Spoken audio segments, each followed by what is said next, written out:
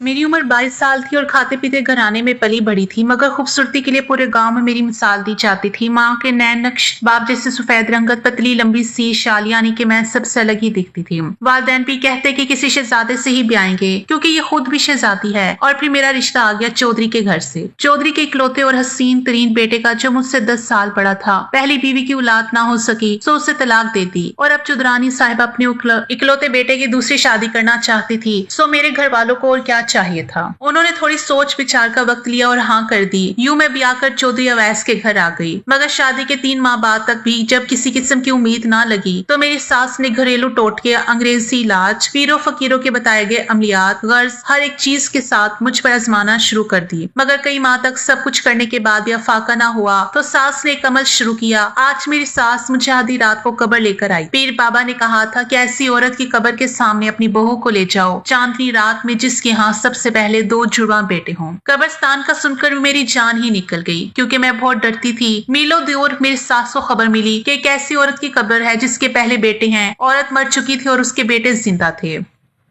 मैं डरी सहमी कब्र के सामने बैठी थी और मेरी सास मेरे सर से 7 मिर्चें मारकर जलाने लगी। एक तो आधी रात और कब्रिस्तान, ऊपर से हम 2 तन्हा औरतें। पीर बाबा ने किसी मर्द को साथ लेके जाने से मना किया था। सास ये अमल करने के बाद मुझे घर ले आई। पीर बाबा ने कहा था चंद महीने में कामयाबी मिलेगी, लेकिन ऐसा कुछ नहीं हुआ। ये कोई पहला अमल नहीं था। फिर अब मेरी सास रोज रात को सोने से पहले मुझे एक तावीज नुमा पूड़ी देती और कहती कि मैं इसको अपने सरहाने रखकर सो जाऊं तो जल्द औलाद हो जाएगी। अब आप मेरा इलाज करवाएं, किसी अच्छे डॉक्टर से, मैं इन टोटकों से तंग आ गई हूँ। मैंने बेजारी से कहा तो मेरी सास आपे से बाहर हो गई। उन्होंने मुझ पर बहुत गुस्सा किया। मैं डर गई थी। मैंने आराम से वो पुड़िया ले ली थी और अपने तकिए के नीचे रखकर सो गई थी। मरती क्या ना करती। सुबह जब उठी तो मुझे सास की बात याद आई। मुझे लगा इस पुड़िया को लीमू के जूस में मिलाकर पीना है। मैंने जैसे ही तकिया ऊपर किया, मेरी हैरत की इंतहा न रही कि वहां पर पुड़िया की जगह 1000 के चंद नोट पड़े थे, यानी कि चंद हजार पुड़िया वहां से गायब थी। मैंने वो पैसे उठाए और देखा क्या ये असली नोट है या नकली। वो नोट 100% असली थे। अब मैं फटी फटी आंखों से उन पैसों को देख रही थी और सोच रही थी कि सास को बताऊं कि नहीं। इतने में दरवाजा खुला। मैंने फौरन वो नोट तकिए के नीचे छुपा लिए। मेरी सास अंदर आई और पूछा लीमू का जूस पिया। मैंने इस बात में सर हिला दिया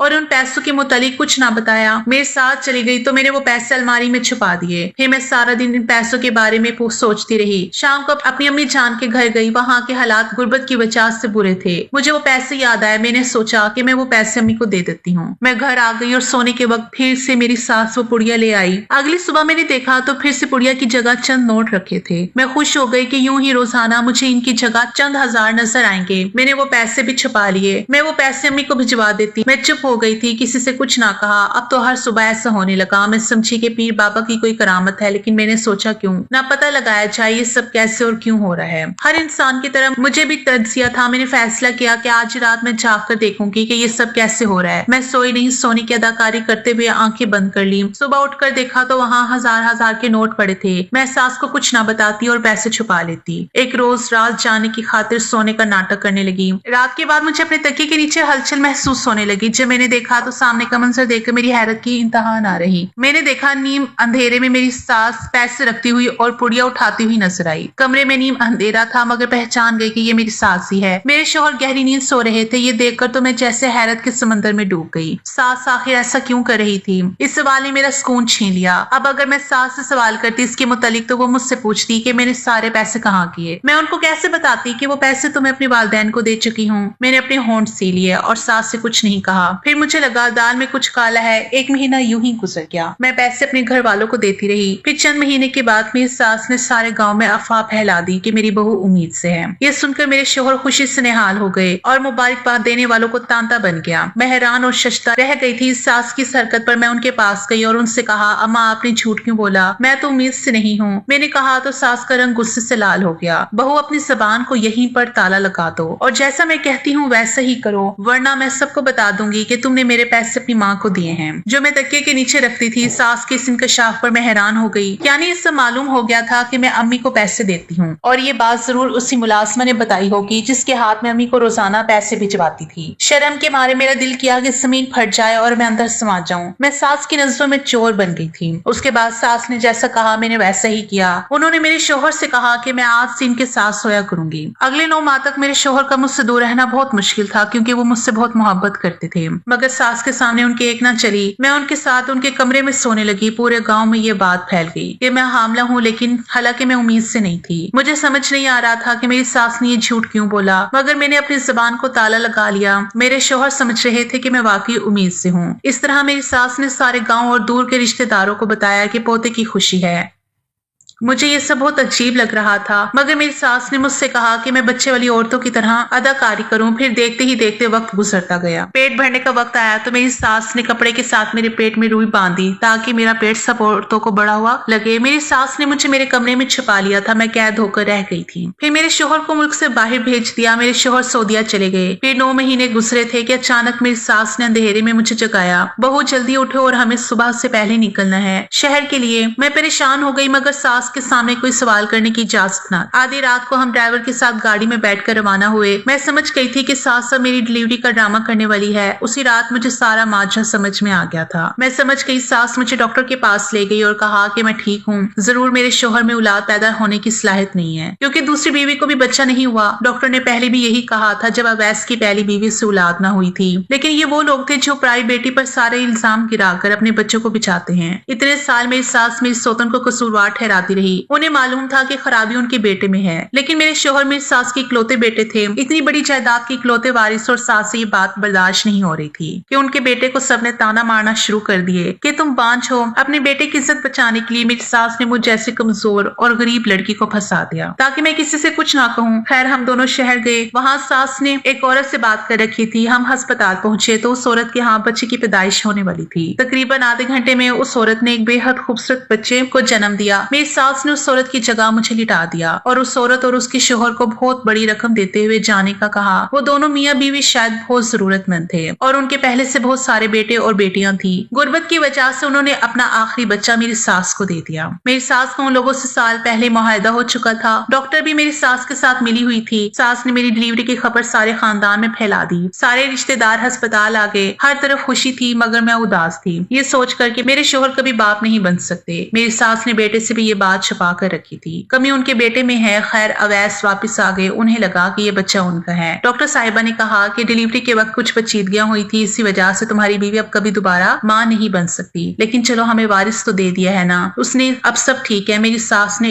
एक और झूठ बोला। वो लोग मुझे वापस हवेली ले आए। हवेली में जश्न का समा था। मेरी सास ने कमाल महारत से अपनी इज्जत बचाई। किसी को कानो कान खबर ना हुई। पहले तो मेरा दिल नहीं किया इस बच्चे को उठाने का, लेकिन जब इस मासूम की तरफ देखा तो मेरे दिल की ममता जाग गई। मैंने बच्चे को उठाया और अपने दिल से अपनाया।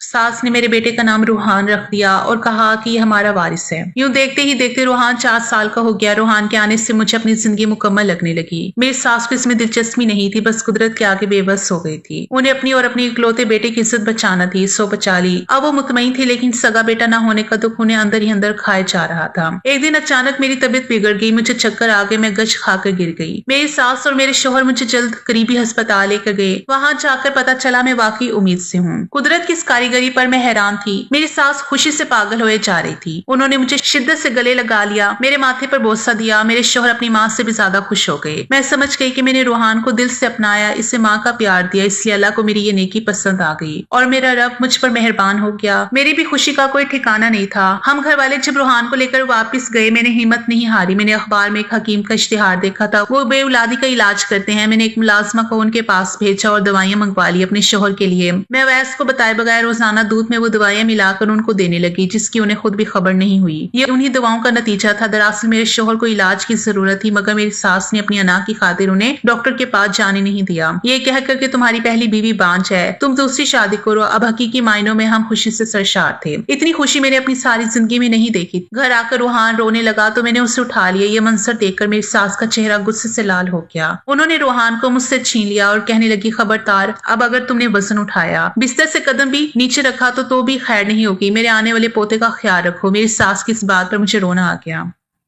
मेरा रूहान मेरी गोद में आने के लिए तड़प रहा था, पर सास मुझे इससे दूर कर रही थी। शौहर से कहा कि मुझे रूहान को उठाना है, वो खामोश हो गए और फिर बोले, देखो रूहान पराया बच्चा है, अब हमें अपने बच्चे का ख्याल रखना चाहिए। अवैस की इस बात पर जैसे आसमान मेरे सर पर आ गिरा। यानी अवैस को सब पता था कि आप सब जानते हैं। मैंने हैरत से पूछा, हाँ सब पता था, मुझे डॉक्टर ने बता दिया था कि मैं बाप नहीं बन सकता, लेकिन अम्मा ने ये बात मुझसे कई साल छुपाई। पर जब तुमसे शादी के बाद भी मुझे औलाद की खुशखबरी ना मिली और अम्मा से छुप कर मैंने अपने टेस्ट करवाए और मैं सब जान गया। अम्मा ने फिर जो खेल रचाया हमारी इज्जत बचाने के लिए, वो मैं सब समझ गया था, पर मैंने वो सब होने दिया क्योंकि मैं भी इस मुआशरे का एक फर्द था। अवैस ने कहा तो मैं हैरत के समंदर में डूब गई। अवैस, मेरा दिल तड़प रहा है, वो मासूम तो जानता नहीं कि मैं उसकी सगी मां नहीं हूँ। मैंने रोते हुए कहा। अवैस बोले, मैंने कहा ना कि तुम अब हमारे अपने बच्चे के बारे में सोचो। मैंने अवैस को हकीम वाली बात बता दी तो उन्होंने कहा कि वो समझे थे कि मैं दूध में रोजाना उन्हें कोई फ्लेवर वगैरह मिलाकर देती रही हूँ, क्योंकि दूध का जायका अलग होता था। और जब हमें ये खबर मिली कि हमारा बच्चा होने वाला है तो मैं समझा कि ये दुआओं का असर था। खैर, मेरी खुशी अधूरी रह गई क्योंकि मेरे रूहान को अब आया पाल रही थी। अब रूहान को उठाने से उसे खाना खिलाने के और नल्हान की इजाजत नहीं थी, मगर इसको हवेली में रखना मेरे शोहर और उस सास की मजबूरी थी। वो जमाने में ढंडोरा पीट चुके थे कि रूहान उनका अपना खून है। मेरे शोहर को रूहान से मोहब्बत थी, वो उसके साथ खेलते थे, मगर मुझे उसको उठाने ना देते। फिर वो वक्त भी आ गया जब मेरा अपना बच्चा भी इस दुनिया में आ गया। सब कुछ थे, मैं सोचकर खुश थी कि मैं रूहान को उठा सकूंगी। वह मासूम मेरे लिए तड़पता था और मैं उसके लिए। ये मेरे रब के सिवा कोई नहीं जानता था। पैदाइश के वक्त मैंने पहली फरमाइश अवैस से यही की कि मुझे रूहान को उठाना है।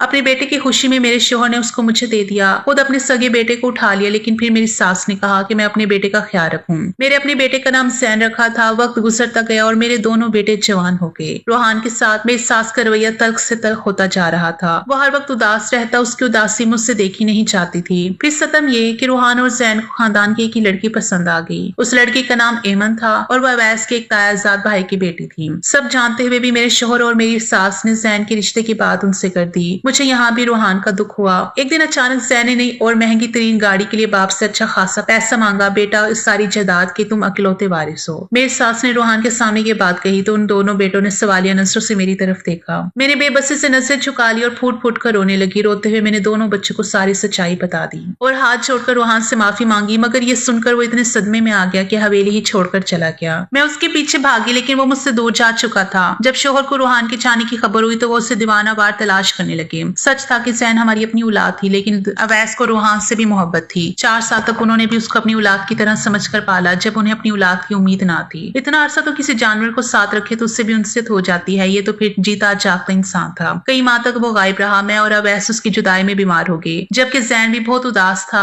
मेरी सास को भी एहसास हो गया कि अपनी औलाद हो या गोद ली हुई, मोहब्बत उतनी ही होती है। अब मेरी सास को भी वो याद आने लगा, क्योंकि वो बहुत फर्माबरदार और प्यार करने वाला था और उनकी बेरुखी के बावजूद भी उनका ख्याल रखता था। फिर एक दिन रूहान का पता मिल ही गया। मैं, मेरी सास और मेरे शोहर तीनों भागम भाग गए। भागम भाग वहां पहुंचे। मेरी सास ने उसको देखते ही उसे गले लगा लिया और माफी मांगी। हम उसको घर ले आए भी। आखिर उसको वो मुकाम मिल ही गया जो मैं चाहती थी। आज हम सब इस हवेली में खुशगवार जिंदगी गुजारे हैं।